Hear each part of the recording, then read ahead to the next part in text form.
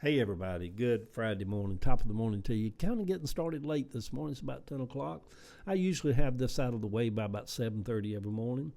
Just kind of, Ava's gone today and I'm hanging around the house, a little bit in a melancholy kind of mood. And so anyway, the Morning Post this morning. Thou shalt not unalive. Boom Boom killed a bird yesterday. He seems to go into a trance with anything that just squeaks a little. He didn't eat it. After he killed it, he just laid down beside it as if he wanted it to get up and play with him.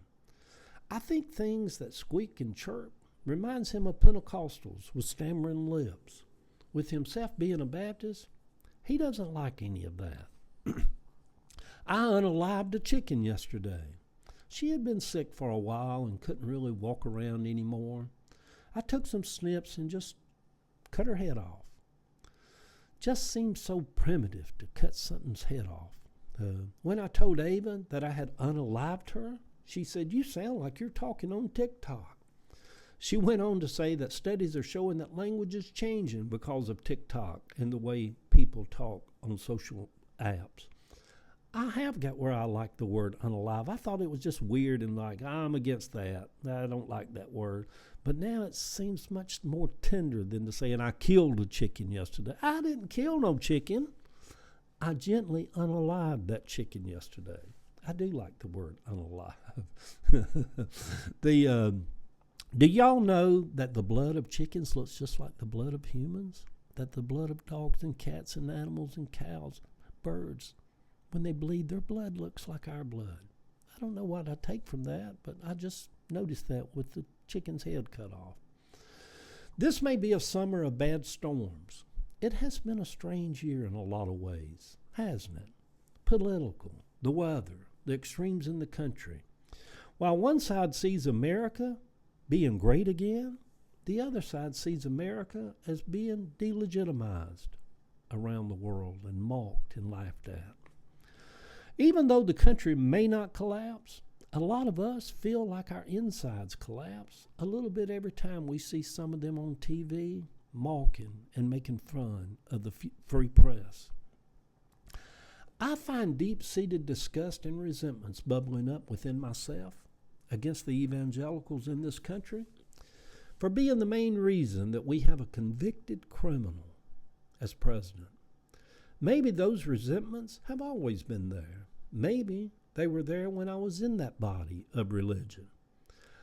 I know even back then I felt resentment against my Uncle Bud for making others in the family feel like they were lost and unworthy because they didn't believe like he did or go to his church.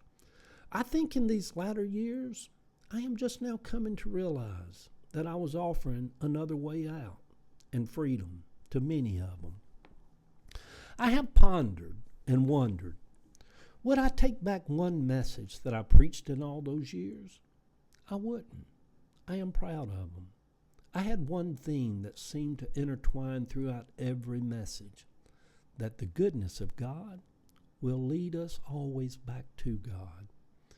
But I wish I had been the radical I am today. That is, that God is everything, in everything, even in Donald Trump. It is all God, if we are going to carry a God with us in our mind. Where does this almost bitterness come from that lingers against those doctrines, those beliefs, those people who would say that they don't judge, yet judged everybody and everything? Was that why I lashed out at the pride preachers at the Atlanta Gay Pride that weekend when I posted their picture and their signs with a simple "fuck you" under it? Was it not really about them per se? Is it not entirely about MAGA or Trump per se? But maybe it is a reminder of what bondage and wading through a religion that divides families that they remind me of. And it is odd that this group, MAGA, they seem like they want to rein in and take away and put people back under bondage. And they have. They want to put gays under bondage, women's health choices under bondage. They want to take freedoms away from people, rounding up people. Yeah, it does. There's a correlation there somewhere. Y'all go talk among yourselves.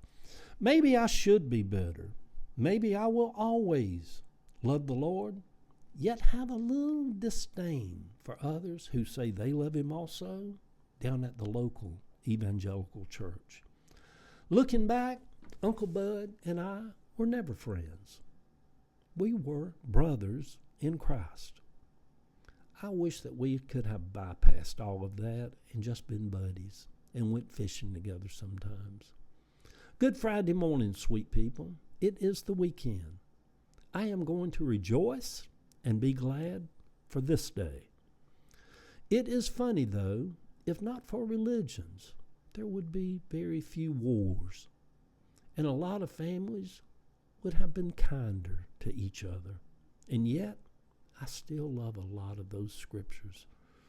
For yea, though I walk through the valley of the shadow of death, I will fear no evil, for thy rod and thy staff, they comfort me. I find comfort in the Lord. Yeah. The picture over on my Facebook page, the lazy days of summer. Love y'all.